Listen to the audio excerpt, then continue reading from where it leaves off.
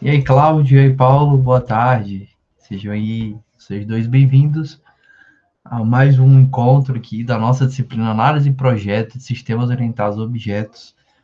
Hoje, vamos dar continuidade ao assunto que foi discutido na aula passada sobre orientação a objetos, e aí vamos nos aprofundar sobre o universo aí do diagrama de classes, certo?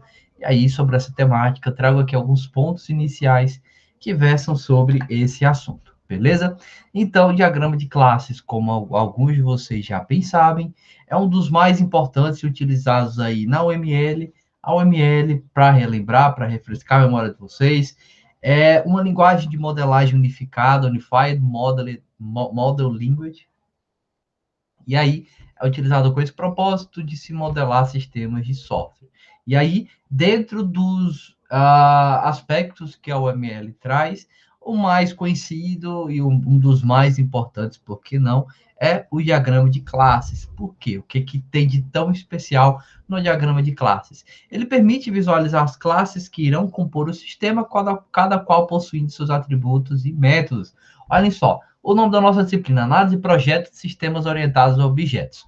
Vimos que análise e projeto diz respeito às fases dentro de um projeto de software. Nós já estamos cansados de saber que temos 4.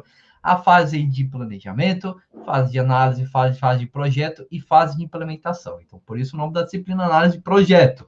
A outra parte, Análise e Projeto de Sistemas Orientados a Objetos, vocês também já bem sabem que a programação paradigma da programação orientada a objetos traz aí dentro desse universo as classes. E aí, utilizando o diagrama de classes, olha só o que ele tem de tão importante, que você vai visualizar as classes que compõem o sistema, cada qual possuindo seus atributos e métodos.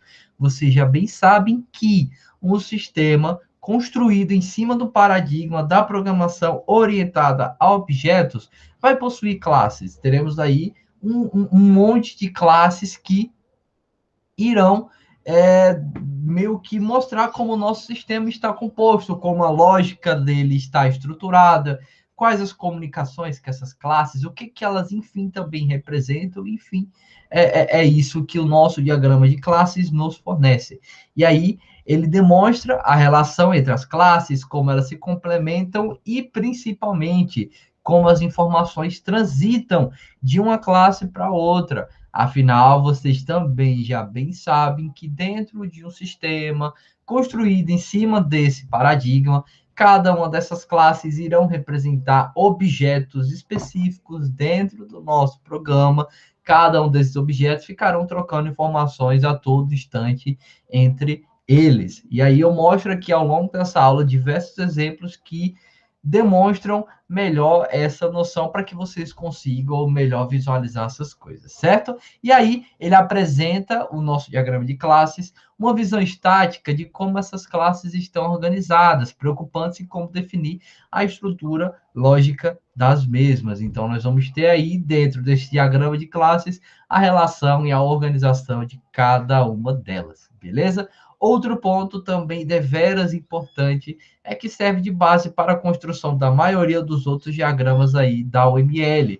Ou seja, o diagrama de classes vai servir de base para os outros diagramas que vocês irão criar ao longo dessa disciplina. Diagramas esses que vocês já estão bem acostumados, já estão bem situados, como diagrama de sequência, de atividades e outros tantos aí que nos irão permitir aprofundar-se dentro aí do universo da modelagem de sistemas orientados a objetos, certo? Beleza? E aí o nosso diagrama de classes é composto pelas suas classes e as associações existentes entre elas, isso já é algo óbvio, demonstra esse relacionamento, obviamente, e aí recomenda-se utilizar nosso diagrama de classes produzindo um modelo conceitual a respeito das informações que sejam necessárias ao nosso software. Beleza? E aí, tendo falado sobre esses pontos aí iniciais, vamos rever sobre os atributos e métodos. A gente já teve uma aula destinada a fazer essa revisão, mas vamos entender como esses camaradas aqui se figuram dentro do diagrama de classes, certo? Então, as classes, elas possuem obviamente, atributos que armazenam os dados dos objetos da classe, são as características que essa classe possui. Nos exemplos que nós tanto discutimos, temos lá a classe pessoa, classe carro, classe casa. Cada uma dessas classes tinha os seus próprios atributos, as suas próprias características. Uma pessoa vai ter uma altura, vai ter uma cor, vai ter um peso, vai ter, sei lá, a cor do cabelo, enfim, características que dizem respeito a uma pessoa. Um carro aí vai ter o seu modelo, o seu ano, a sua cor, e outras coisas aí, a capacidade de armazenamento de gasolina, por exemplo, a potência do motor, enfim, coisas relacionadas a essa classe. A casa vai ter o número de cômodos, um número, um endereço, também vai ter uma cor, por que não? Enfim, então isso sobre os atributos já é algo que você já tem grande familiaridade, já tem grande conhecimento. Sobre os métodos, nada mais, nada menos são do que essas classes são capazes de fazer. O que que uma pessoa é capaz de fazer? O que que um carro é capaz de fazer? O que que uma casa é capaz de fazer? O que que um notebook, o que que um celular, o que, deixa eu ver o que mais eu tenho aqui na minha disposição, teclado, mouse, são capazes de fazer, o que com a câmera que eu estou utilizando aqui agora para gravar essa aula é capaz de fazer. Ou seja, os métodos se referem às funções que a classe pode, que a instância, na verdade, da classe, que o objeto oriundo dessa classe pode executar. E aí é óbvio que esses métodos devem estar relacionados ao tipo dessa classe, ao que essa classe representa. Não é possível que, por exemplo, uma pessoa seja capaz de, sei lá, acelerar ou frear. Não faz sentido. Nós, como pessoas, ainda não temos essa capacidade. Não sei se lá no futuro a evolução tecnológica será tão tremenda que nos transformará em robôs, enfim, sendo aqui bem fictícia, mas por enquanto nós não temos essa capacidade. É algo sem noção, algo sem sentido utilizar esses atributos dentro de uma classe pessoa, por exemplo.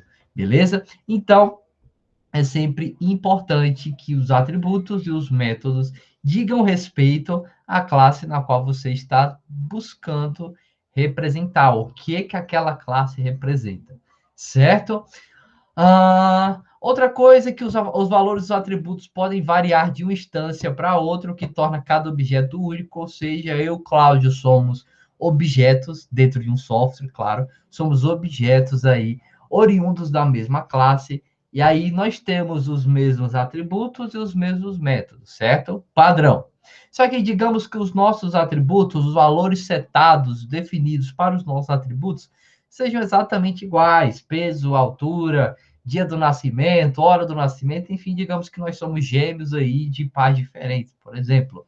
Por mais que dentro de um software orientado a objetos, dentro de um sistema orientado a objetos, nós tenhamos os mesmos dados, nós seremos tratados como pessoas diferentes, tal qual seria na vida real. Por mais que eu, Cláudio, sejamos, por exemplo, gêmeos de mães diferentes, nós não temos a capacidade de ser a mesma pessoa. Não, o Cláudio é uma pessoa, eu sou outra. Isso também representa-se dentro de um software. Por mais que você tenha os mesmos atributos, exatamente tudo igual, não serão dois objetos iguais, porque cada objeto que é oriundo, que é instanciado através de uma classe, torna-se um objeto único. Beleza?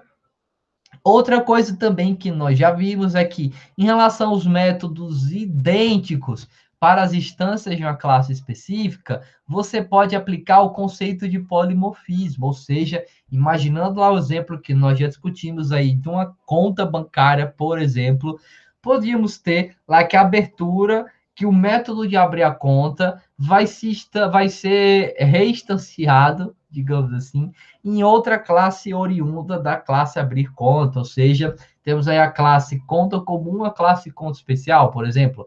E aí a abertura de uma conta comum é diferente da abertura de uma conta especial, porque a conta especial tem algumas regalias, alguns privilégios aí que dizem respeito a esse tipo de conta. Então, é óbvio que o processo de abertura dessa conta vai ter algumas coisas diferentes aí na sua lógica, e isso você pode muito bem representar aplicando o conceito de polimorfismo, certo? E aí, Relembrando, embora os métodos sejam declarados, identificando os possíveis parâmetros e valores de retorno, não há preocupação em se definir as etapas que tais métodos deverão percorrer quando forem chamados, ou seja, que dentro aí do diagrama de classes, nós vamos ter esses métodos, mas não vamos nos preocupar em como esses métodos irão funcionar. Isso não diz respeito ao diagrama de classes.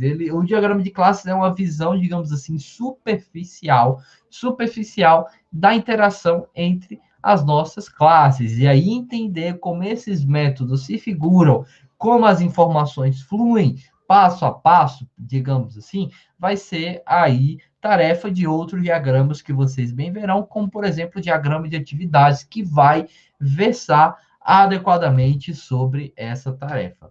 Beleza? Então, aqui só para relembrar, para aquecer a mente de vocês, vamos revisar a estrutura de uma classe para vocês só relembrarem, porque é importante não esquecer essa estrutura, porque ela é base aqui para a discussão que está sendo realizada. Então, como vocês já bem sabem, temos três espaços, digamos assim, três compartimentos dentro de uma classe representada aí com a notação UML, criada com o Asta UML, um software que vocês também já devem ter utilizado bastante. Então, aqui a primeira divisão representa o nome dessa classe, vemos aqui que é uma classe chamada conta comum. A segunda divisão representa os seus atributos e a terceira os seus métodos, certo? E aí, nós temos aqui número da conta, data de abertura, data de encerramento, situação, sem saldo, esses atributos que dizem respeito à conta. E os métodos aqui, abrir conta, consultar conta, validar senha, saldo da conta, extrato da conta, sacar valor, depositar valor e encerrar conta, que são métodos condicionados, atrelados a uma classe do tipo conta comum, certo? A classe do tipo conta comum pode abrir uma conta, pode consultar o saldo, pode sacar algum valor, pode fazer o extrato aí da conta, emitir o extrato da conta, perdão, enfim, coisas aí relacionadas a essa classe. Outro ponto, se vocês bem notaram, aqui ao lado, temos aí a visibilidade desses parâmetros, desses atributos e desses métodos. Aqui indica que eles são protegidos, ou seja, somente são acessados pelos objetos oriundos dessa classe, pelas instâncias da classe comum, e também pelas instâncias das suas subclasses, ou seja, se eu tiver outro tipo de conta, tenho aqui a classe conta comum, mas poderia ter a classe conta especial, por exemplo, que seria uma classe filha dessa classe mãe, então ela teria acesso a esses atributos, quando eu especifico com essa visibilidade aqui protegida. A visibilidade aqui representada com mais significa que é uma visibilidade pública, então qualquer outra classe vai ter acesso a esses atributos aqui de forma pública, eles estarão visíveis publicamente, certo? Outro ponto importante, se vocês bem notarem, aqui ao lado nós temos os valores que esses atributos representam, por exemplo, o número da conta é um atributo do tipo long, data de abertura é um atributo do tipo data, senha é um atributo do tipo inteiro, saldo é um atributo do tipo double, e por aí vai. Em relação aqui aos nossos métodos, temos os valores de retorno, tal qual vocês já bem sabem, com o uso de funções lá da linguagem C, e vocês também já estão bem cansados com a tarefa de lidar com esses métodos com a programação orientada a objetos. Afinal, todos vocês aí já pagaram a disciplina que discute sobre essa temática, certo? Então, olha aqui, para abertura de uma conta, eu vou retornar um valor do tipo inteiro, que seria tipo um boolean, só para verificar se esse valor, se essa operação foi de fato realizada. Consultar a conta, validar a senha, também aí são do tipo inteiro. Saldo da conta, retorna o double. Extrato da conta, o string, certo? Que a gente vai ter lá todo o extrato que é emitido com todas as operações realizadas, enfim, certo? Enfim, temos aqui esses esses valores de retorno condicionados a esses métodos, beleza? E aí, é comum, se vocês bem notaram, deixa eu só voltar aqui, que esses métodos não têm nenhuma listagem de parâmetros que eles devem possuir. Eu não estou aqui dizendo que abre uma conta, vou ter que receber, por exemplo, o nome da pessoa, a data de nascimento, outras informações relevantes aí. Eu não estou especificando nada disso. Aqui também como consultar conta, porque eu também vou precisar receber algum parâmetro, sei lá, o número de uma conta para ser buscada aí no banco de dados. Se vocês bem notaram, esses parâmetros não estão especificados e há uma justificativa para isso, porque olha só, esse detalhamento, ele é opcional. Por quê? Olha só, alguns métodos podem ter muitos parâmetros e o detalhamento destes em um diagrama que contenha muitos métodos ou muitas classes vai tornar esse diagrama extenso e de difícil visualização. Ou seja, imagine aqui se eu colocasse a listagem de todos os parâmetros que devem estar presentes aqui nesses métodos. Essa classe que aqui ela está bem concisa, está bem resumida, e iria se tornar uma classe assim bem gordinha, assim, digamos, ela estaria muito preenchida, teria muitas informações e isso não seria tão adequado, certo? Mas, professor, olha só, eu não vou passar essa listagem de parâmetros aí na classe dentro desse diagrama. De fato, você pode passar, pode, se você quiser, deixar as coisas mais organizadas, ou se essa listagem ela não comprometer aí a qualidade visual desse seu diagrama, então você pode fazer isso. Você pode muito bem. Só que se você tiver muitos parâmetros, as coisas não estiverem tão bem assim no aspecto visual, então você pode deixar isso de lado. E aí entra o questionamento. Beleza, e então como é que eu vou fazer o detalhamento dos métodos dessa classe? Bem, como eu bem já especifiquei, esse detalhamento vai estar condicionado aos outros diagramas, como eu bem tinha citado aqui. Olha só, dentro desse diagrama, a gente não vai falar sobre como os métodos devem funcionar. Isso não diz respeito a esse diagrama que estamos aqui discutindo. Vai dizer respeito aos outros diagramas que iremos criar no decorrer aí do andamento do projeto, como é o caso do diagrama de atividades. Nesse diagrama de atividades, a gente vai poder pensar em todas as atividades que serão executadas mediante uma certa operação. Sei lá, vai encerrar uma conta. Então, quais são as atividades que devem ser desempenhadas para que essa conta seja, de fato, encerrada. Então, você vai ter a comunicação entre esses métodos, as classes, as informações que elas irão transmitir uma para outra, e isso vai ser muito mais adequado para o dev, para a pessoa que irá criar esse método, essa lógica a nível de código, vai ser muito mais eficiente do que se você tivesse todos esses atributos aqui dentro da sua classe, dentro da classe que está sendo representada aí nesse diagrama. Isso não seria tão eficiente, não seria tão adequado e não seria tão bacana, certo? Seria algo aí que seria, digamos assim, de certa forma prejudicial, porque pensando em softwares da vida real, os softwares aqui que a gente trabalha a nível acadêmico, beleza, vocês poderiam fazer isso porque são softwares pequenos, mas pensando na vida real, sei lá, peguemos aqui o Google Meet, que é o que o sistema estamos utilizando. Se fôssemos criar esse diagrama de classes, então ele ficaria assim gigantesco, e se a gente especificasse todos os atributos que estão relacionados a todos os métodos de todas as, na verdade, se especificássemos a listagem de parâmetros, perdão, de todos os métodos, de todas as classes aí que dizem respeito a esse diagrama, então a gente teria assim algo extremamente gigantesco, uma coisa assim que imagino eu teria que ficar exposto em uma parede para que todo mundo pudesse visualizar de forma adequada. É isso que queremos? Não. Esse diagrama só compete ao fato de mostrar a lógica, a comunicação entre essas classes e demonstrar, assim, de forma breve e concisa, a lógica que vai ser desempenhada aí por trás. Beleza? Ok. Outra coisa, os atributos aí dentro desse diagrama, eles podem ter algumas características especiais, além das que vocês já conhecem, como a questão da visibilidade, que eu falei agora há pouco, que lá nesse diagrama da conta comum, temos lá a visibilidade protegida e a visibilidade pública. Além disso, vocês podem colocar valores iniciais, multiplicidade, se o atributo ele é derivado, ou seja, proveniente de algum tipo de cálculo, proveniente de alguma função, certo? E aí, se vocês quiserem fazer isso, olha só como essa nossa classe comum vai se figurar. Nota aqui nos atributos dessa classe. Número da conta, ok, até aqui nenhuma novidade. Data de abertura agora está aparecendo com essa barra aqui do lado. Data de encerramento também está aparecendo com essa barra aqui do lado. Inclusive, está surgindo aqui com esse 0 até 1. Outra coisa, o saldo aqui está aparecendo com essa barrinha e a situação está sendo iniciada com o valor 1. Opa, calma aí, professor. Que diabos é isso? Isso é exatamente esses três camaradas em ação. Os valores iniciais, a multiplicidade e seu atributo é derivado.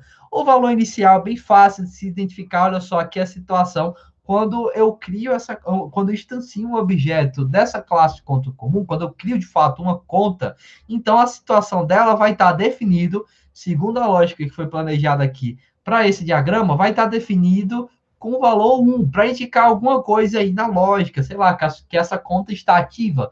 Por exemplo, 1 simboliza que está ativa, 0 simboliza que está inativa, por exemplo. Então, ao instanciar um objeto dessa classe de conta comum, a situação dele começa com 1, para definir que essa conta aí está ativa. Beleza? Outra coisa, olha só, aqui data de encerramento está sendo especificado com essa multiplicidade de 0 para 1. O que essa multiplicidade de 0 para 1 simboliza? Simboliza que para essa data de encerramento, você pode não ter nenhuma data, que aí simboliza ao fato dessa conta ainda estar ativa, não ter sido encerrada, e você só pode ter uma data de encerramento. Não faz sentido você ter duas datas de encerramento para uma conta comum. Você vai 2 vezes no banco encerrar sua conta bancária? Não, você vai no banco uma vez, encerra sua conta bancária, e aí aquela data de encerramento vai estar armazenada aí dentro do objeto que representa uma conta comum, dentro do objeto que representa a sua conta. Então, essa multiplicidade, por mais óbvia que pareça, afinal, dentro desse contexto, isso faz sentido, está representando exatamente isso, que você pode ter ou nenhuma data de encerramento, certo? Nenhuma data, ou somente uma, certo? Que é o que faz sentido. Agora, essas barrinhas, que diabos elas significam? Olha só, data de abertura, data de encerramento e saldo, simbolizam que esses atributos, eles são derivados. Atributos derivados, como vocês bem viram aqui no que eu falei, são provenientes de algum tipo de cálculo. Olha só, para se obter o saldo aí dessa conta, você precisa fazer algum cálculo por trás, um cálculo, digamos assim, bem simples a nível superficial, porque há mais coisas aí por trás. Que cálculo é esse? Você precisa ver qual é o saldo que a pessoa possui e descontar desse saldo as dívidas que ela tem pendentes, certo? Os valores que aí estão devendo. Então, você apresenta o saldo dessa pessoa sempre derivado de alguma função. Ou seja, vai apresentar o saldo, então essa barrinha está indicando que você vai precisar calcular esse saldo antes de ser apresentado. Ou então, sempre esse saldo, na verdade, sempre vai ter aí que ser calculada a todo instante, qualquer outra movimentação que ocorreu nessa conta comum, sei lá, fez alguma operação de transferência, alguma operação de saque, então esse saldo precisa ser atualizado, então por isso que nós temos essa barrinha para dizer que é um atributo que vai ser sempre derivado. Aqui em relação à data de abertura e data de encerramento, também possui essa barrinha, e essa barrinha indica justamente o fato de que também são atributos derivados e que para se obter a data de abertura e para se obter a data de encerramento, você vai ter que fazer a chamada de alguma função que pegue exatamente o tempo no qual essa conta foi criada ou foi encerrada, para que as coisas fiquem ali armazenadas no banco de dados e fique exatamente as horas, os minutos, os segundos, os milésimos, a data que diz respeito à abertura ou ao encerramento dessa conta. Beleza? Outra coisa, esqueci aqui de mostrar, quando criamos a nossa conta, vejam que ela também está sendo iniciada aqui com valor 0. Afinal, você acabou de criar sua conta. Então, não faz sentido que você já tenha o saldo positivo, não faria sentido, e também não faz sentido que ao criar sua conta, você não tenha algum saldo negativo. Opa, criei minha conta, já estou devendo por banco? Não. Opa, criei minha conta, já tenho aqui 50 reais nela? Não, nenhum banco aí vai dar dinheiro para você e nenhum banco vai cobrar você de forma indevida. certo? Então, esses camaradas são coisas importantes, são pequenos detalhes que fazem uma diferença, assim, grotesca dentro da lógica de um sistema orientado a objetos, como aqui estamos modelando. Então, definir esses camaradas, deixá-los explícitos, vai facilitar muito as etapas posteriores a este diagrama, certo? E aí, pessoal, como é que vocês fazem isso lá dentro do Asta, UML? Olha só, estou aqui com essa minha classe que eu acabei de discutir com vocês. Então, para definir esses camaradas, ao clicar em um desses atributos, ao clicar na classe, olha só, lá no canto inferior esquerdo, isso, canto inferior esquerdo, vai ter esse menuzinho aqui. Nesse menuzinho, olha só, até deixei aqui marcado. Nós temos initial value e valor inicial, ou seja, o valor que você passar aqui vai ser automaticamente atribuído a um desses atributos. Certo? Aqui a visibilidade protect é o que vocês já sabiam, que eu posso mudar a visibilidade. Aqui, em relação à multiplicidade, multiplicity, se eu definir essa multiplicidade, colocar aqui de 0 para 1, de 0 para muitos, de 1 para 1, de n até n, sei lá, qualquer outro valor que você possa definir, vai aparecer aqui ao lado, como foi o caso que eu fiz com a data de encerramento, que é o que está marcado aqui. Outra coisa, como é que eu mostro que esse atributo ele é derivado, que ele é proveniente de alguma operação? Marcando aqui como true, como verdadeiro, esse campo derived. Ou seja, que derivado, se eu setar como true, como verdade, ele já vai automaticamente inserir essa barrinha. Então, isso é importante dentro aí do contexto dessa classe. Temos outras mudanças que faremos aqui, mas eu vou discutindo ao longo dessa aula para que todo mundo possa acompanhar o fio da meada aí dessa discussão. Certo? Agora, o que é tão importante dentro desse diagrama são os relacionamentos e as suas associações, e aí vamos discutir sobre elas. Então, olha só, as classes, elas costumam ter relacionamentos entre si, coisas que nós chamamos de associações.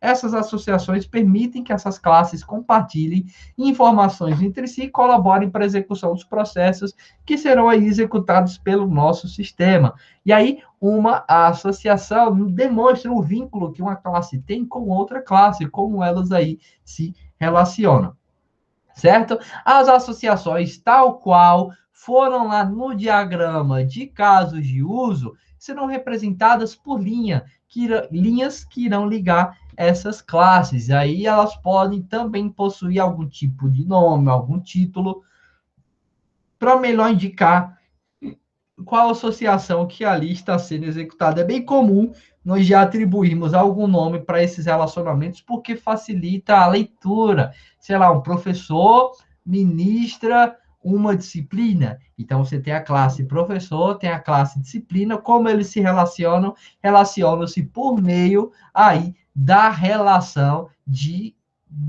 que o professor ministra uma disciplina, certo?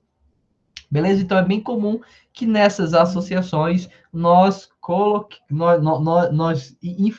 iremos informar o nome dessas associações, certo? E aí temos diferentes tipos de associações que eu discuto aqui com vocês. Então, associação nário-reflexiva, binária, ternária ou n-área, agregação, composição, generalização e especialização, classe associativa e classe intermediária. Então, discutindo sobre a primeira delas, a classe unária ou reflexiva, ela é limitada assim, a casos bem específicos, nos quais a classe se comunica com ela mesma. É uma relação da própria classe com ela mesma. Um objeto dessa classe se relaciona com outro objeto dessa mesma classe. Sei lá, um aluno que se relaciona com alguma razão com outro aluno, por exemplo, ou um funcionário que se relaciona com algum outro funcionário, que é o exemplo aí que eu trago para vocês para entender melhor isso. E aí, essa relação é representada por uma linha ligando a própria classe, para mostrar que tem alguma relação de um objeto, de uma instância dessa classe com outro objeto com outra instância dessa classe, tal qual ocorre aqui. Olha só, um funcionário se relaciona com outro funcionário. Veja aqui que eu tenho essa linha tracejada, essa linha aqui não tracejada, ligando a classe funcionário a ela mesma. Ou seja, um funcionário, uma instância dessa classe, vai se relacionar de alguma forma com outra instância dessa classe. Mas isso aqui, tal qual como está muito vago. É tanto que eu até disse para vocês que é bem comum que essas relações, elas têm algumas outras informações, que ela tem alguns nomes que irão permitir entender a lógica por trás. Porque um funcionário se relaciona com um funcionário, isso não está tão nítido. Então, para dar um maior detalhamento, as informações, a tudo que está acontecendo aí, então nós podemos atrelar papéis, e esses papéis vão proporcionar um maior detalhamento, e também podemos inserir a multiplicidade, certo? E permitir uma melhor leitura desse nosso diagrama. Então, olha só, agora sim, um funcionário com cargo chefia se relaciona com nenhum ou muitos subordinados que também são funcionários. Então, o funcionário que é chefe se relaciona com nenhum ou com muitos subordinados. Agora sim as coisas estão compreensíveis. Agora faz sentido. Agora faz sentido o relacionamento dessa classe funcionário com ela mesma, porque eu estou representando essas operações, essas condições aí de chefia e subordinados, certo? Beleza. E aí, se vocês bem notaram, a classe funcionário tem nome, matrícula, função e setor, e é exatamente essa função que define se vai ser um cargo de chefia ou um cargo aí subordinado a uma pessoa de maior patente dentro aí desse âmbito profissional. Beleza? Ok, aqui a multiplicidade de 0 para muitos, e aqui nós também temos a multiplicidade que por padrão é de 1 para 1, então por isso que vocês não precisam especificar, mas se alguém quiser colocar, deixar só isso nítido, então aqui estaria 1 para 1, certo? Indicando que é um chefe que se relaciona com nenhum ou muitos subordinados, certo? Próxima associação, antes de ir, desculpem, tinha esquecido que eu coloquei aqui no slide um breve resumo sobre essas multiplicidades, para que vocês possam relembrar, afinal, essas multiplicidades eram coisas bem comuns lá dentro da disciplina de banco de dados, então faz sentido aí que vocês relembrem essas multiplicidades aqui. Então, a multiplicidade de 0 para 1 simboliza nenhuma relação ou somente uma, multiplicidade de 1 para 1, somente uma relação de 1 para 1, certo? De 0 para muitas, nenhuma relação ou muitas relações. Aqui, muitos, então você vai ter de muitos para muitos, beleza? De 1 para muitos, e aí aqui você pode definir o próprio intervalo de relações, como aqui, por exemplo, de 3 para 5, poderia ter de 4 para 1, de 10 para 1000, enfim. Aqui você define muito bem, você tem esse grau de liberdade dentro dentro lá dos diagramas de banco de dados, e também tem aqui dentro do diagrama de classes, certo? A associação binária, agora sim, discutindo aí sobre a próxima categoria, ela meio que define alguns casos, o caso mais comum, assim, digamos, porque você vai ter uma classe se relacionando com outra classe. E aí isso é uma associação binária, essas duas classes estabelecem algum vínculo comunicativo, alguma relação, alguma troca de informações está ocorrendo entre essas classes, ou mais precisamente, entre os objetos que serão oriundos aí dessas classes, certo? E aí, é ideal também que vocês façam uso do recurso de navegabilidade, que vocês apontem qual classe se comunica com qual outra classe. Um professor ministra uma disciplina, então aí você vai ter a classe professor meio que apontando nessa associação para a classe disciplina, certo? Porque faz sentido. O professor ministra uma disciplina. Não uma disciplina. Você pode também fazer a leitura inversa, uma disciplina ministrada por um professor. Mas o caminho mais lógico é o professor ministra uma disciplina, certo? Pegando esse exemplo aqui, bem trivial, mas eu trago vários outros ao longo dessa aula que trazem essa noção aí de forma mais adequada, certo? E aí, se você não representar essa navegabilidade, que nada mais é do que uma setinha apontando o fluxo das informações, então essas informações irão trafegar nas duas direções. Vai ter um fluxo aí bidirecional. Essa classe envia informações para essa, e essa aqui envia também informações para essa. Então, nós temos aí esse ciclo, esse caminho bidirecional, essa troca bidirecional de informações entre essas duas classes, certo? E é aqui, na verdade, temos as classes sócio e dependente dentro desse exemplo aqui, bem trivial. Um sócio vai possuir nenhum ou muitos dependentes, pensando aí em algum sistema que traga, que possua aí esse aspecto de sócios. Sei lá, isso é bem comum dentro aí de clubes aí que tem alguns sócios, os seus dependentes, geralmente o sócio o responsável, familiar, os dependentes são os seus próprios filhos, seus familiares, por exemplo. Então, aí dentro de um sistema de sócios, aí, sei lá, de algum clube, por exemplo, então teríamos essa relação. Um sócio vai possuir nenhum ou muitos dependentes. Um dependente vai estar atrelado, assim, digamos, por somente um sócio. Então, aqui um sócio, sei lá, imaginamos um pai, vai possuir todos os seus filhos como dependentes dentro desse sistema. E aí, todos os seus filhos, cada um desses objetos aqui, oriundos instanciados dessa classe dependentes, estarão atrelados a somente um objeto da classe sócio. Assim que a gente enxerga essas coisas. E o sócio tem o seu nome, endereço, telefone, e aqui a data, aqui a data da associação, por exemplo. Certo? É porque esse atributo ficou confuso, mas é a data de associação. Deveria ter trocado no momento que criei, peço perdão. E aqui no dependente, temos aí o seu nome e aí a sua data de associação. Beleza? Ok. Tranquilo de se entender, essa associação binária é a mais comum. É o que vocês mais encontrarão dentro desse diagrama. Certo?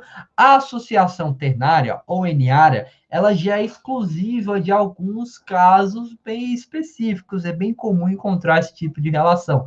Porque, como o próprio termo já deixa evidente, você vai ter, no mínimo, 3 classes ou infinitas classes aí se relacionando mediante uma única relação. Isso, na maioria das vezes, é até complexo de se entender. Até no exemplo que eu trago aqui, vocês terão que fazer um pouco de uso um pouco mais de uso da vossa massa encefálica para entender o que esse exemplo traz, mediante o fato dessa associação ternária ser mais complexa, certo? É tanto que ela representa essas associações mais complexas. São casos muito específicos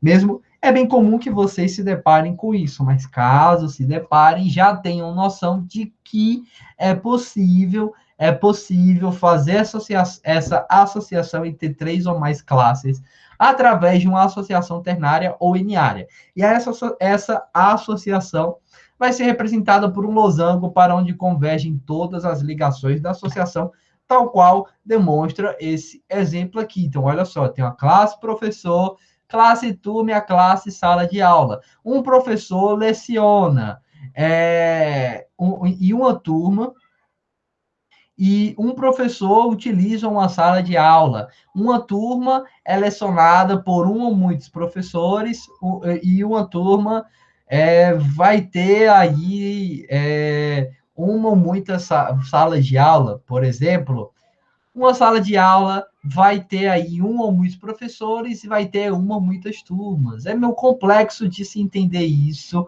Aqui, como essas coisas se figuram, você precisa ter um pouquinho de criatividade para entender essa relação, e aí isso demonstra algo que é sempre mais complexo, é tanto que teria uma maneira mais simples de representar isso. Sei lá, nós poderíamos aí ter a classe sala de aula, que vai ter um professor e vai ter uma turma, e a classe de aula, digamos, a classe sala de aula seria a classe turma. A classe turma seria a principal, então ela teria uma relação direta com o professor e outra relação direta com sala de aula. E aí uma turma teria uma listagem aí dos professores, uma listagem das salas de aula, e seria mais fácil de fazer a relação entre essas coisas e ficaria até mais visível. Na verdade, é isso que iria ocorrer a nível de código, é só porque utilizaram aqui essa representação, essa associação ternária, que não é tão adequada, é mais complexa, é bem mais difícil de se compreender para quem for fazer a leitura aí desse artefato documental que você vier a elaborar. Beleza? Então, eu sempre recomendo que vocês adotem esse tipo de associação entre as classes e evitem ao máximo esse tipo aqui. Só utilizem quando vocês assim, se encontrarem um beco sem saída, porque é algo bem complexo para quem for fazer a leitura aí do seu diagrama. Certo? Beleza? A agregação. A agregação também é um tipo especial de associação. É uma das associações que podemos representar dentro desse diagrama. O que, que a associação versa? Ela vai demonstrar que as informações de um objeto, que nós chamamos de objeto todo, precisam ser complementadas pelas informações contidas em um ou mais objetos de outra classe, que nós chamamos objetos parte. Ou seja, temos o nosso objeto todo e sempre que formos apresentar as informações do nosso objeto todo, iremos também mostrar os seus objetos parte. Por quê? Esse objeto todo é composto dessas outras partes e isso vai ficar compreensível no exemplo aqui que eu vos trago. Essa associação é representada por um losango na extremidade da classe que contém os objetos todos. Ou seja, a classe objeto todo vai ter aí um losango do lado dela na associação com as suas classes aí, objetos parte. E aí, isso fazendo a leitura, para quem for utilizar esse seu artefato documental para criar o código por trás, então sempre que for apresentar as informações dessa classe, do objeto oriundo dessa classe, apresenta também as informações dos objetos aí que fazem esse tipo de relação com esse objeto, tal qual eu mostro aqui. Olha só, uma pessoa e uma conta comum. Uma pessoa possui uma ou muitas contas comuns. E aí, como é que eu sei disso? Olha só, eu tenho aqui o nome dessa associação, o direcionamento, ou seja, uma pessoa meu que está apontando para as contas e, se vocês bem notarem, eu tenho aqui um losango na extremidade da classe pessoa, ou seja, esse aqui é o meu objeto todo e esse aqui é o meu objeto parte. Por que, que eu estou fazendo isso? Pensando aí dentro de um sistema bancário, que a gente já tem discutido bastante dentro dessa disciplina, foi até tema do primeiro resumo que vocês fizeram. Então, dentro de um sistema bancário, sempre que eu for apresentar as informações de uma pessoa, vou apresentar também as informações de todas as contas relacionadas a essa pessoa. Isso é o que acontece, eu vejo direto lá no aplicativo da Caixa. Quando você abre a sua página inicial, para quem possui, obviamente, mais do que uma conta, quando você abre a sua página inicial no aplicativo, ele mostra lá no canto superior a conta no qual você está associando e as outras está acessando, perdoe, e as outras contas nas quais estão atreladas ao seu perfil. Por exemplo, eu tenho dois tipos de conta, tem uma conta salário e tem uma conta corrente, certo? E aí, na verdade, uma conta poupança, perdoe. E aí aparece essas duas contas para mim. Sempre que eu acesso aí o aplicativo da Caixa, eu tenho acesso a essas minhas duas contas. A minha conta salário, que está atrelada meio com a conta corrente, e a minha conta poupança, certo? Então, sempre que eu abro, aparece essas duas contas que estão relacionadas ao meu perfil. Beleza? E é isso aqui o que eu estou buscando representar com esse tipo de relacionamento. Então, sempre que eu mostrar as informações de uma pessoa, de um objeto dessa classe pessoa, mostro também todas as contas que essa pessoa possui. E aí, para se tornar um cliente desse banco, essa pessoa, obviamente, vai ter que ter mais do que, vai ter que ter uma ou muitas contas. Beleza? E uma conta, se vocês bem notaram, pode estar condicionada a uma ou muitas pessoas. Isso representa o fato de que algumas contas podem ter aí mais do que um titular, que são casos aí das contas compartilhadas, certo? Isso também é um fato e você pode representar isso. Beleza? Então, temos aí essa relação de pessoa que possui uma ou muitas contas, e ao mostrar os dados dessa pessoa, mostro todos os dados aí das contas, todas as contas que ela possui, porque eu tenho aqui esse losango não preenchido apontando para esse objeto aqui. Isso representa que a classe pessoa é um objeto, é um objeto todo, e a classe comum é um objeto parte, beleza? Ok? Essa é a relação aí mediante a associação de agregação. Temos uma outra, que é a associação de composição. Ela é bem similar à anterior, porque também é representado por um losango, só que dessa vez o losango ele não está aí, não preenchido. Ele vai estar tal como está, aqui ele está não preenchido. Nessa associação de composição, nós vamos ter o inverso, porque nós vamos mostrar aí um losango preenchido, apontando aí para o nosso objeto todo. E aí, essa associação tem um vínculo mais forte. Por quê? Procura demonstrar que os objetos parte têm de estar associados a um único objeto todo. Na relação anterior, eu mostrava, na verdade, na associação anterior, a pessoa e uma conta eram objetos diferentes. Aqui não, com a composição, a gente está meio que evidenciando que essas classes, elas têm uma relação muito fortes e essa classe, ela é composta das outras classes. A classe objeto todo vai ser composta pelas classes objetos parte. Então, a gente tem uma relação mais forte. Diferente da agregação, que eu tinha essas outras classes agregadas. Aqui não, eu tenho essas outras classes como composição dessa classe maior. Certo? E aí os objetos parte não podem ser destruídos por um objeto diferente do objeto todo ao qual estão relacionados, porque esse objeto todo, ele vai ter a exclusividade de destruir esses outros objetos. Isso demonstra uma relação mais forte, o que era diferente lá da outra relação, porque, voltando aqui, eu poderia muito bem encerrar uma conta comum, poderia destruir essa conta, e essa classe pessoa iria continuar existindo. Nessa relação mais forte de composição, eu vou ter algo mais evidente. Então, quando eu for excluir, se eu, por exemplo, porque isso aqui não se aplica, né? Não faz sentido. Mas se eu fosse excluir essa conta comum e tivesse uma relação de composição, então isso só poderia ser feito aqui pela classe pessoa. Somente ela teria capacidade de destruir os seus objetos parte. Isso não poderia ser uma tarefa aí desempenhada por alguma outra classe. Não. Isso não é possível dentro da relação de composição, certo? E aí, para entender melhor, olhem só esse exemplo aqui que eu vos trago. Exemplo aí de uma revista científica. Então, temos aqui a classe revista científica, edição e um artigo, certo? A classe revista científica publica uma ou muitas edições. Uma edição contém de 6 a 10 artigos. A classe revista científica tem um título, um ISSN e uma periodicidade. A classe edição tem o número de edição, volume, data e a sua tiragem.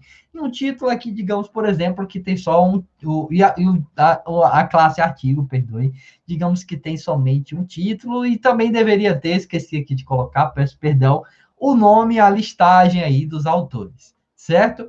Olhem só, essas classes estão aqui se relacionando pela relação de composição, porque eu tenho esse losango preenchido apontando para o objeto todo.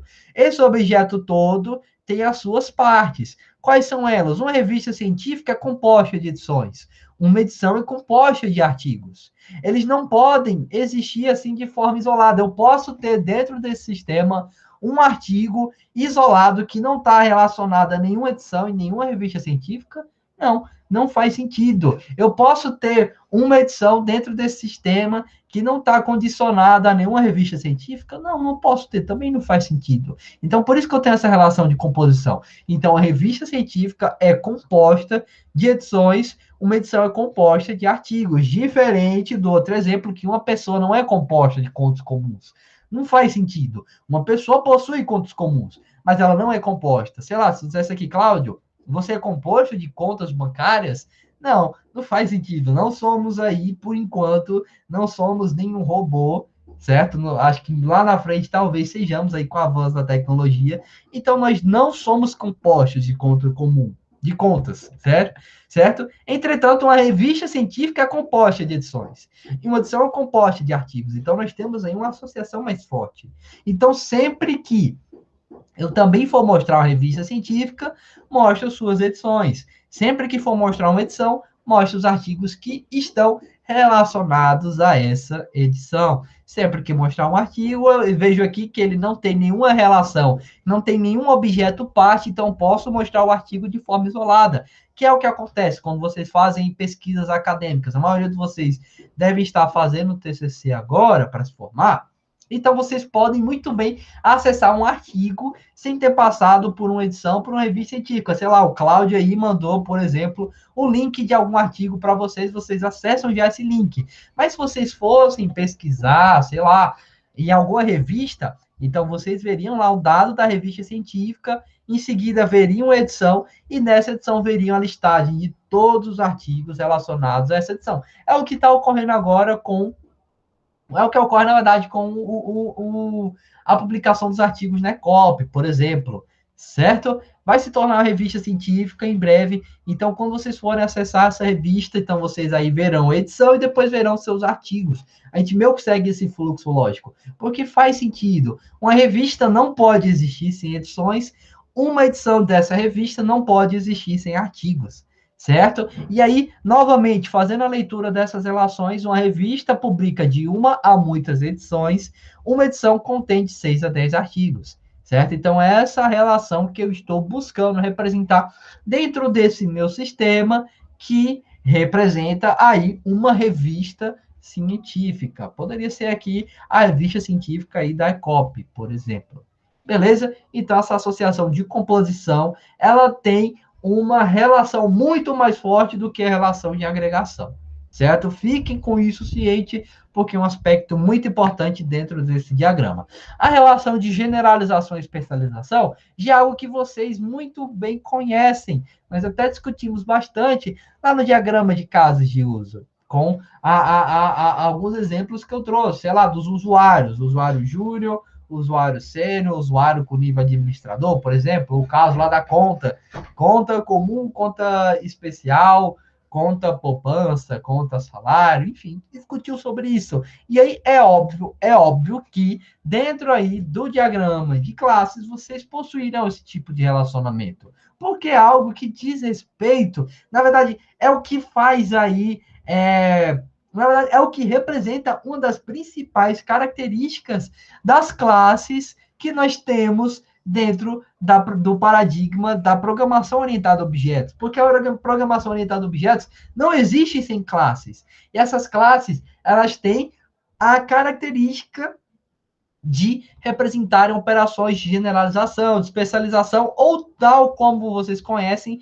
aí, as heranças. Então, a gente vai ter a presença de classes mães, que são as superclasses, a presença de classes filhas, que são subclasses, a gente vai ter uma relação de hierarquia, vai também demonstrar os métodos polimórficos, que a gente já descobriu que é um método que está contido numa classe mãe, que pode ser reimplementado em uma classe filha, e isso representa o polimorfismo. E aí o símbolo adotado para esse relacionamento é o mesmo do diagrama de casos de uso, ou seja, vamos ter aí uma linha conectando essas classes e um triângulo apontando para a classe tida como a classe mãe, a superclasse. Então, as subclasses, as classes filhas apontam para a classe mãe, tal qual ocorre aqui nesse exemplo que vocês já estão cansados de verem eu falar. Então, estou aqui com a classe conta comum, classe conta especial, classe conta poupança. Como essas classes se relacionam, professor? A classe conta comum é a classe mãe da classe conta especial conta poupança. Como é que você sabe isso, professor? Porque eu tenho aqui essa relação. Vejam que nessa relação, nessa associação, eu tenho essas classes apontando para essa. Ou seja, a classe conta especial, classe conta poupança, são classes filhas da classe mãe conta comum. Ou seja, a classe conta especial tem exatamente todos esses atributos e esses métodos, tal qual a classe conta poupança, que também tem todos esses atributos e todos esses métodos. Essas duas classes só diferenciam-se pelo fato de que elas têm alguns atributos específicos, como, por exemplo, a conta especial tem o seu próprio limite e tem os seus próprios métodos também específicos, como aqui conta especial, vejam que eu tenho que a abertura, o saque e o cálculo de juros são diferentes aqui das outras classes. Outra coisa, olha só, abrir conta e sacar valor são métodos que estão contidos na classe conta comum. Olha só, abrir conta e sacar valor. Isso representa que esses dois camaradas são métodos polimórficos, ou seja, são reimplementados aqui na classe conta especial, porque a conta especial permite que a pessoa exceda o valor do seu saque. Ah, quero sacar R$ 200, mas eu só tenho R$ 100 na minha conta. Beleza, você pode sacar 200, mas fica devendo 100 para o banco. E aí, na próxima vez que entrar algum dinheiro na sua conta, esse valor aí vai ser creditado. Certo? E aí, a abertura aqui de conta comum segue o padrão. Para a conta poupança, vejam aqui que ele nem reimplementou, só colocou essa conta, esse método renda conta, que não está presente aqui na classe conta comum. Afinal, não faz sentido o valor ficar rendendo em uma conta comum, faz sentido ficar rendendo uma conta poupança. Então, esse aqui é o que eu estou representando. E aí, se vocês bem notaram, tal qual as coisas estão aqui, elas são bem claras para a pessoa que for programar, porque ela já consegue ver a lógica por trás. Só que ainda eu não sei quais são os passos que uma conta especial deve ter para abrir sua conta, os passos que uma conta especial deve ter para sacar um valor. Não, não tenho ciência disso. Vou ter ciência disso com os próximos diagramas. Os próximos diagramas vão mostrar aí a sequência de atividades que eu devo fazer dentro desse método, dentro aí da abertura de uma conta especial, por exemplo. Beleza? Então, o diagrama de classes mostra essa relação de forma superficial, de forma mais concisa, e a gente se aprofunda aos poucos com os próximos diagramas. Certo? Vamos lá. Dentro aí desses relacionamentos, vocês também podem ter uma classe associativa.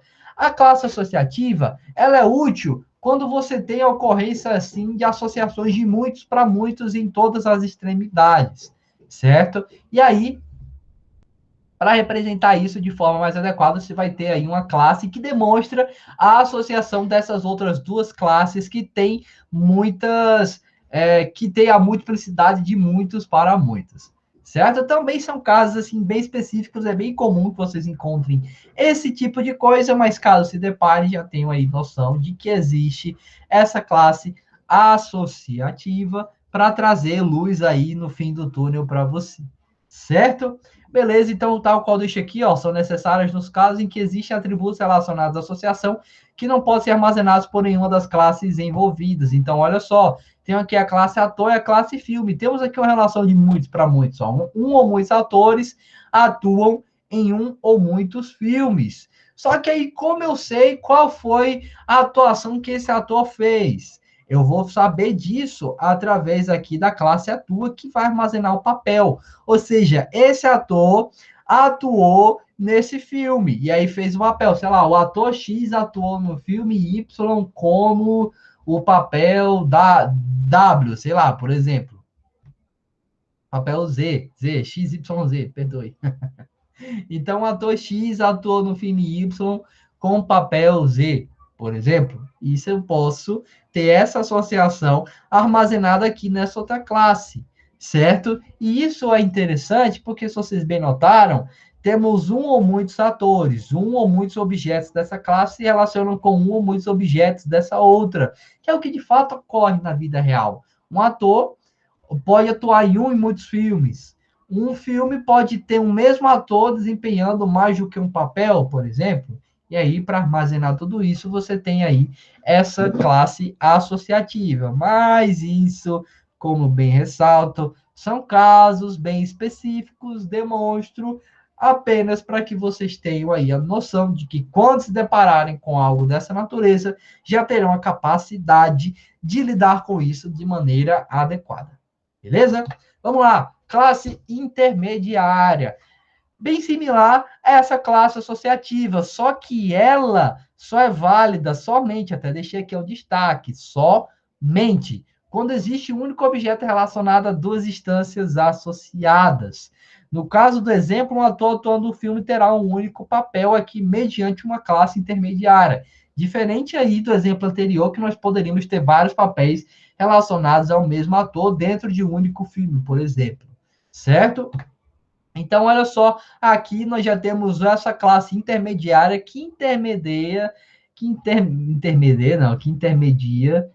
intermedia a relação entre essas duas. Então, temos aqui um ator, atua e filme, certo? Então, o ator atua em um ou muitos filmes, um filme aí vai ter um e muitos atores, que eu tenho aqui essa classe atua para representar aí uma instância de cada um desses objetos e meio que armazenar aqui um papel, certo? É bem similar à outra, só que aí ela só ocorre quando você tem um único objeto relacionado a duas instâncias associadas. Então, por exemplo, aí nós poderíamos ser um ator que está fazendo o mesmo papel em 2 filmes diferentes, por exemplo, e a gente poderia representar isso com esse tipo de associação. Mas também é um caso bem específico, bem diferente do que a gente está mais acostumado, é tanto que eu nem me aprofundo muito nessa descrição e já passo aqui direto para o próximo ponto, que é as restrições. Então, as restrições, elas sim já têm grande aplicabilidade dentro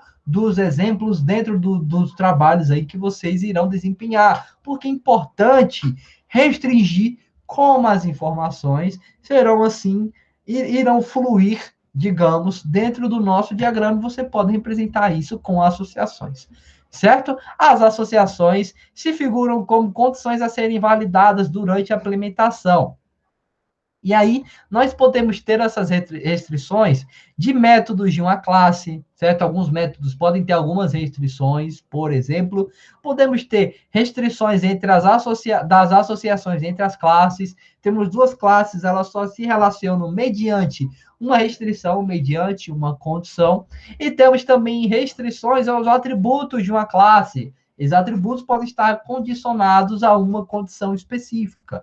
Você necessitar fazer isso, algo que é bem comum, afinal, vocês já bem sabem que lidar com a programação envolve muita lógica, e a lógica traz implícita a satisfação de condições, então vocês têm aí as restrições para facilitar as vossas vidas, certo? Também podem ser úteis para detalhar requisitos não funcionais, como regras de negócio, e são representadas por textos limitados por chave, e aqui também esqueci de colocar, lá no Asta você coloca essas restrições entre essas chaves e dentro de um bloquinho de notas, você já tem esse camaradinha para representar uma restrição dentro aí do seu diagrama. Claro, esses bloquinhos, para quem já conhece o Asta, também representa comentários adicionais. Isso vai ser condicionado como uma restrição quando você colocar esse texto dentro de uma chave ou quando o próprio texto aí já for bem claro de que é uma condição.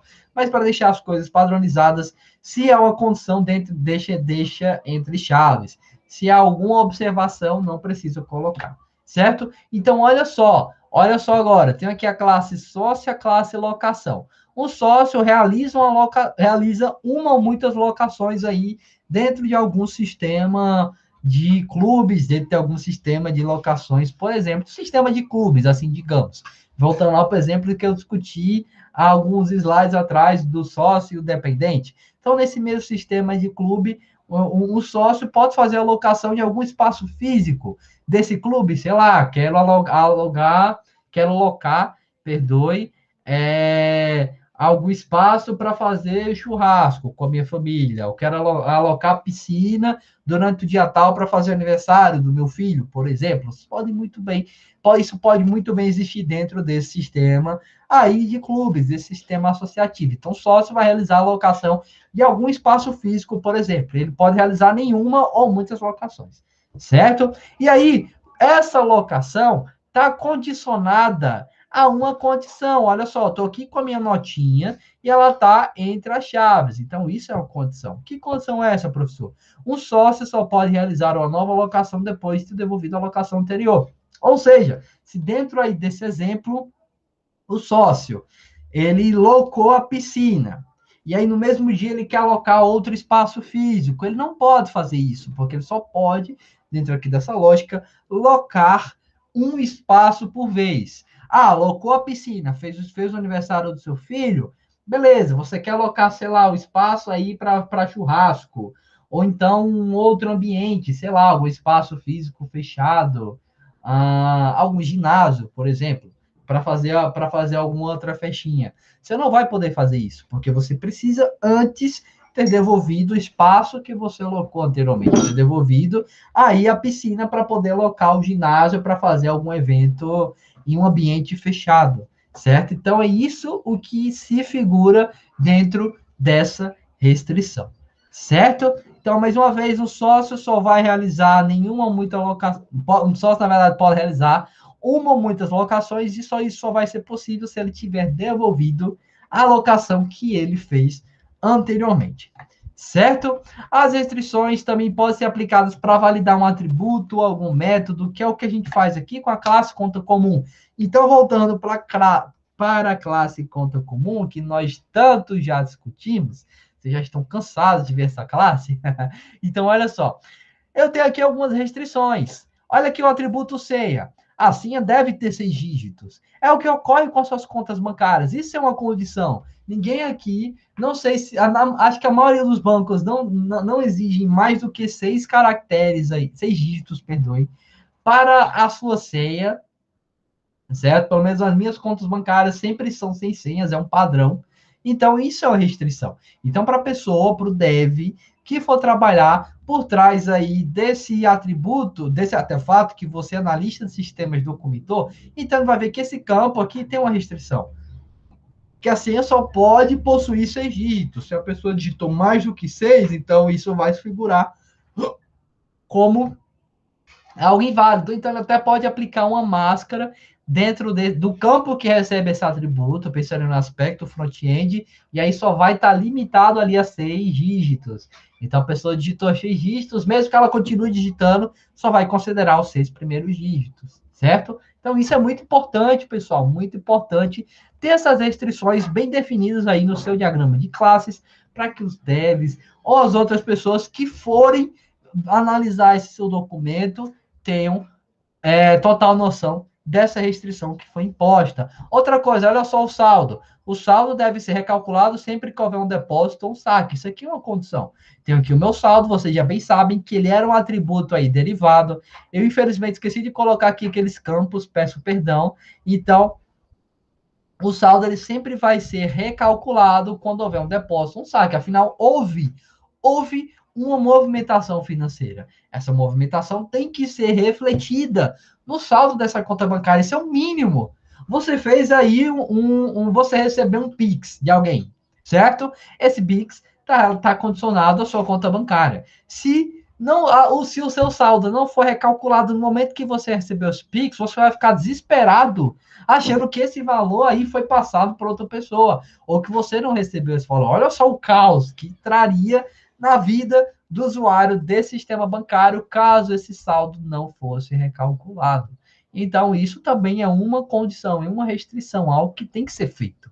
Certo? Olha só, as datas de abertura e encerramento devem ser obtidas do sistema. Isso aqui também é uma restrição. Estou restringindo que eu tenho que obter essas datas do sistema, porque o sistema ele vai ter ali a data atualizada, a data real.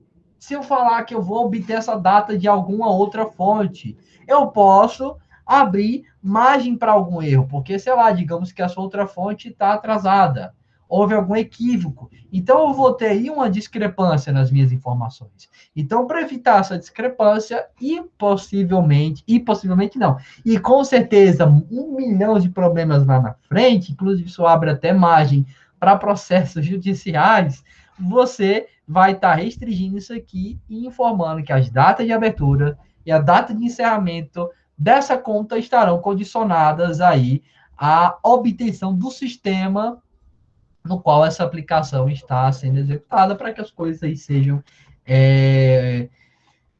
obtidas da maneira correta e não tragam prejuízos aí para o vosso sistema, certo?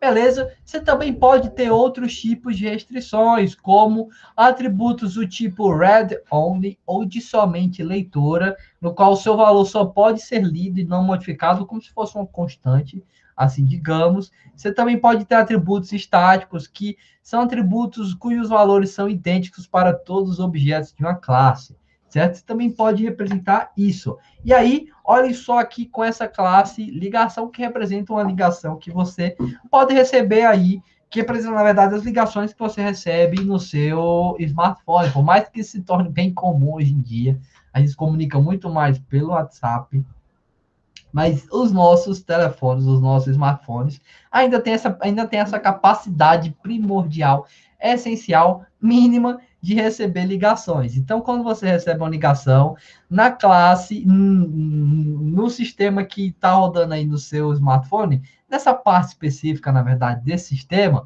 tem essa classe ligação e ela tem alguns atributos e alguns métodos, que são o número da ligação que você recebeu, o tipo dela, a data, hora, duração, se ela foi atendida ou não, e um tom de ligação. Olha só, esse tom de ligação específico, ele aí está sendo representado de forma sublinhada. Esse tom aqui, de forma sublinhada, representa que é um atributo do tipo estático. O atributo do tipo estático, como bem disse, são atributos nos quais os valores são idênticos para todos os objetos de uma classe. Ou seja, o seu tom de ligação vai ser algo estático. Porque você define no seu celular, no seu smartphone, qual é o tom da ligação que você quer. Ah, sei lá, uma música que você gosta, algum toque que você achou bonitinho. Enfim, isso vai ser estático, vai estar presente em todas as outras classes oriundas aí dessa classe de ligação. E aí, como é que você define que um atributo é do tipo estático? Você clica no atributo, lá no Asta, e aí, no menuzinho do canto inferior esquerdo, vai ter aqui o atributo static, você vai defini-lo, setá-lo como true. E definindo esse atributo static como true, ele vai ficar com esse sublinhado embaixo, e aí quem for fazer uso desse seu diagrama vai saber que aquele campo é estático, e aí vai deixá-lo estático lá na programação, certo? Você pode muito bem fazer isso a nível de programação. Falem por si próprios, vocês já dominam Java, então vocês sabem que pode deixar um atributo como estático, e isso vai indicar que nas classes que forem oriundas dessa classe, esse atributo aí vai permanecer o mesmo, certo? Então você pode muito bem definir isso aí no Asta fazendo dessa forma, é o que eu deixo aqui explícito aí para vocês, certo? Beleza. Você também pode ter restrições aí do tipo o exclusivo, que é o nosso famoso shor. E aí ele é útil quando você tem instâncias de duas ou mais classes que podem se relacionar com instâncias de outra classe específica, mas somente uma instância de essas classes pode se relacionar com uma da instância da classe em questão, certo? Ou em tese, em resumo, o que eu quero dizer é que uma instância vai ser favorecida em detrimento da outra. É o famoso exclusivo que vocês já bem sabem como se figura dentro aí do universo da programação. Ou seja, olha só, uma conta comum vai ser meio que... É estranho falar isso. Na verdade, uma pessoa física ou uma pessoa jurídica podem somente possuir uma mesma conta comum, pensando aqui no objeto conta comum, objeto específico. Essa conta comum não pode estar atrelada a uma pessoa física ou uma pessoa jurídica. Não. Só pode estar atrelada a uma pessoa física ou a uma pessoa jurídica. Não pode ter essas duas figuras. Então, estou representando isso aqui com esse ou exclusivo. Então, uma pessoa física possui uma ou muitas contas comuns e uma pessoa jurídica possui uma ou muitas contas comuns, pensando aqui nesse mesmo objeto. Certo? O mesmo número da conta, para ficar mais claro. Então, esse mesmo número da conta não pode estar associado a uma pessoa física ou uma pessoa jurídica. Por mais que ele possa estar associado a mais do que uma pessoa. Mas tem que ser a mais do que uma pessoa da mesma categoria. Certo? Não pode ter essas duas categorias diferentes, pensando aí nessa regra de negócio desse banco. Certo? Eu não sei se outros bancos já abrem margem para essa possibilidade, mas aqui nesse exemplo a gente está restringido a essa regra de negócio desse banco X.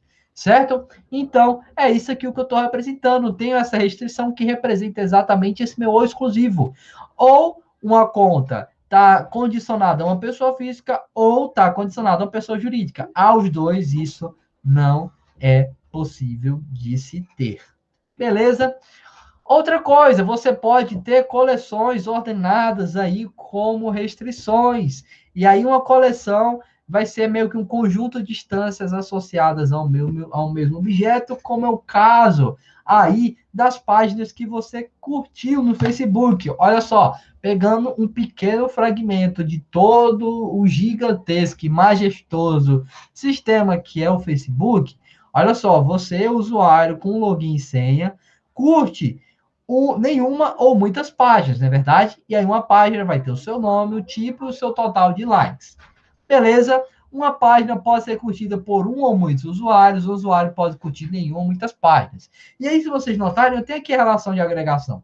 Ou seja, sempre que eu mostrar o perfil desse usuário, por exemplo, eu vou mostrar todas as páginas que ele curtiu. É o que ocorre lá no Facebook. Se vocês abrirem o Facebook, vocês irem lá no vosso perfil, vai ter lá uma abinha de páginas. Nessa aba de páginas serão mostradas todas as páginas que você curtiu. Só que todas essas páginas que você curtiu, elas são apresentadas de acordo com alguma ordem. E essa ordem eu estou mostrando aqui de forma ordenada. Então, eu estou aqui restringindo que essas páginas que o usuário curtiu serão apresentadas de alguma maneira ordenada. Sei lá, ordena aí pela data da curtida, ordena pelas páginas que mais interage, ordena aí, sei lá, por outra condição aí de ordenação. Enfim, teremos essa ordenação atrelada ao usuário por meio dessa restrição. A restrição ordered, eu vou mostrar aí de forma ordenada. Beleza?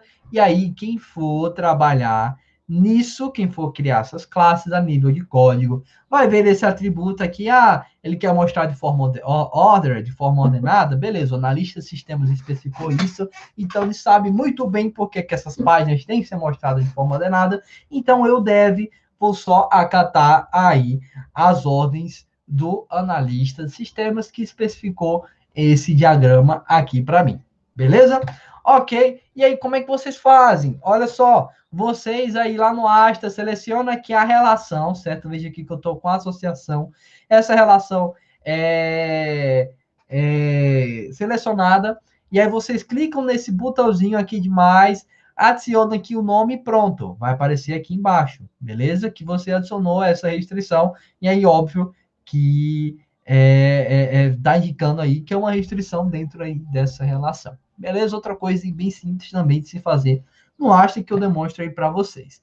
Certo? E aí, para finalizar essa aula, vamos ver mais uma vez o sistema que vocês tanto adoram, que é a implementação de um sistema bancário, fazendo uso aí do diagrama de classes, que foi a temática aqui discutida nessa aula. Então, olha só, temos aqui esse diagrama de classes bem pequeno, certo? Que representa algo bem básico, porque, óbvio, um sistema bancário é muito mais extenso do que a gente está enxergando aqui, certo? Mas aqui é só uma coisinha, um fragmento bem simples. Então, olha só, nesse meu sistema bancário, eu tenho a classe pessoa, tenho a classe comum, tenho a classe movimento. A classe pessoa é a classe mãe das classes pessoa física e pessoa jurídica. A classe conta comum é a classe mãe das classes conta especial e conta poupança. Classe pessoa e classe conta comum a gente já discutiu aos montes aqui ao longo das nossas aulas, não é verdade? Sim, professor, a gente já discutiu. Você já sabe muito bem como essas relações aqui se figuram, certo? Então, uma pessoa possui uma ou muitas contas, e aí uma conta comum pode estar condicionada a uma ou muitas pessoas, beleza, que é o caso aí das contas compartilhadas. Vejam aqui que eu tenho uma relação de agregação, ou seja, sempre que eu mostrar os dados de uma pessoa dentro desse meu sistema, eu vou mostrar todas as contas vinculadas a ela, que é o que ocorre lá no aplicativo aí da Caixa, por exemplo, em que eu posso citar, já que lá eu possuo dois tipos de conta: conta corrente, conta salário, e a minha conta poupança. Certo?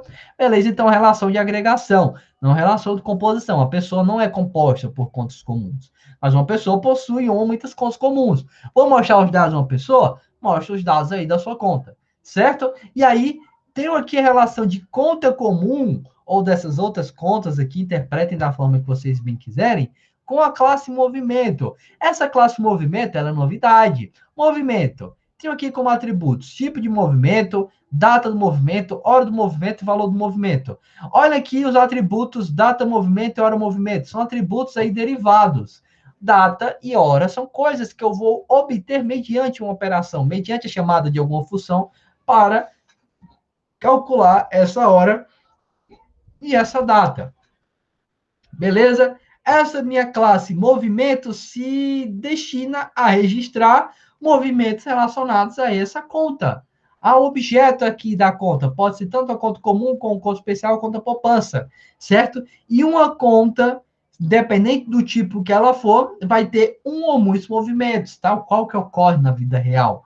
Você fez qualquer movimento financeiro na sua conta, ele fica registrado. Fez um saque, está registrado o movimento. Recebeu um Pix, Está registrado o movimento. Foi creditado aí, debitado, perdoe, da sua conta, o valor proveniente aí da taxa da cesta de serviços, certo? Para quem não sabe, quando você cria uma conta, você automaticamente apaga essa taxa. Dá para cancelar hoje em dia, dá para cancelar bastante, mas até pouco tempo, naquele documento que você assinava, você já aderia automaticamente a essa cesta de serviços. E a maioria das pessoas pagavam a taxa sem saber muito bem o que era. E aí ela se refere a essa taxa de serviços, só uma curiosidade aí para vocês. E aí, para quem ainda paga taxa aí do banco, veja se essa taxa não se refere a essa cesta de serviços. Se referisse, então ligue para o banco e cancela essa taxa. É direito seu, você não é obrigado.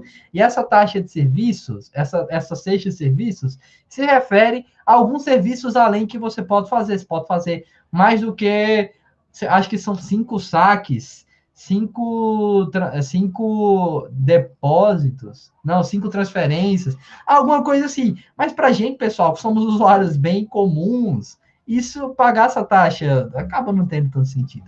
Então, para quem paga aí, já fica essa breve dica aqui do nosso professor, beleza? Então, procurem, vejam aí se vocês não estão pagando essa taxa referente à cesta de serviço. Se estiverem, então vocês podem muito bem cancelá-la a qualquer momento, certo? Então, voltando aqui, a classe movimento se refere aos movimentos financeiros que a minha conta vai possuir, e a minha conta vai ter aí vai ter no mínimo um ou muitos movimentos financeiros. Certo? Beleza? Então é isso, pessoal. Essa aqui é uma relação, um pequeno fragmento de um majestoso sistema bancário, só para vocês verem como as coisas que aqui estudamos se figuram. E aí, se vocês bem notaram, em todos os atributos, aqui eu só não coloquei os métodos, porque senão ele ia ficar bem imenso e não caberia aqui para ser apresentado. Enfim, mas se vocês bem notaram, estamos aqui com a visibilidade protegida. Aqui alguns parâmetros são do tipo derivado. Temos aqui as relações de generalização, aqui uma agregação, multiplicidade, aqui a navegabilidade do fluxo dessas informações para tornar mais fácil a leitura, enfim, tudo que foi visto aqui em prática nesse pequeno exemplo são coisas assim que vocês farão com os vossos diagramas de classe, certo? Beleza? Então, como conclusões, vimos a importância desse diagrama, os elementos que o compõem e finalizamos com o estudo de um exemplo, de um pequeno fragmento de um sistema bancário, certo? Então, tá aqui a referência que eu utilizei e é isso. E aí, pessoal, sobre a nossa aula de amanhã, tenho novidades aí para vocês. Eu tinha prometido a presença de um stakeholder lá da Unidos pelas Patinhas, o pessoal me respondeu, e aí já ficou definido que na nossa aula de amanhã,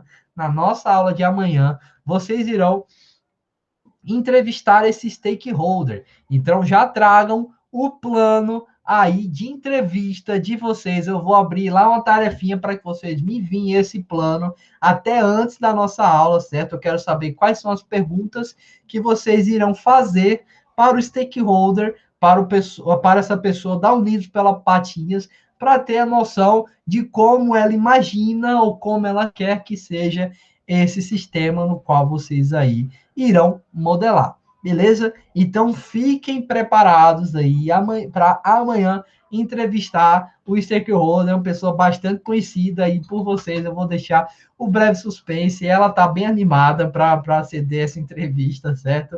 Então estejam também animados, tragam perguntas relevantes e aí eu espero a participação de todos vocês, porque é um momento bem especial e bem importante aqui para o escopo da nossa disciplina.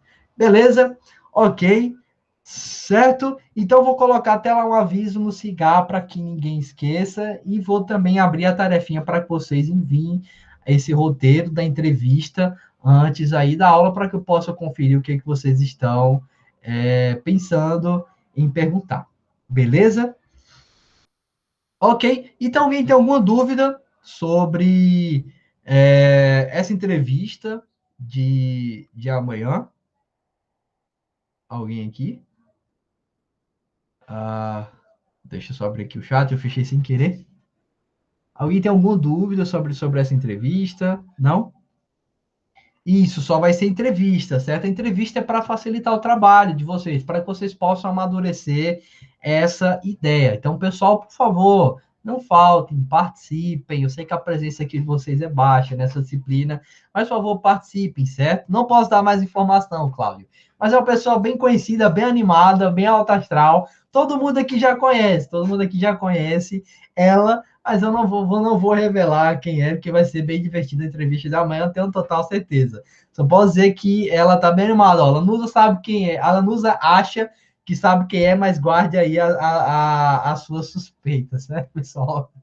Guarda as vossas suspeitas, guarda as vossas suspeitas. Ela tá bem animada para isso, beleza? E ela gostou muito da ideia. Então, é isso, pessoal. Amanhã, entrevista com a nossa stakeholder. E aí vai ser no horário da nossa aula, beleza? Então, aguardo todos vocês. Espero aí que a aula tenha sido proveitosa e nos encontramos amanhã, certo? Um abraço aí para todos e tenham uma boa tarde. Valeu e até mais. Tchau, tchau, pessoal. Valeu, tchau, tchau.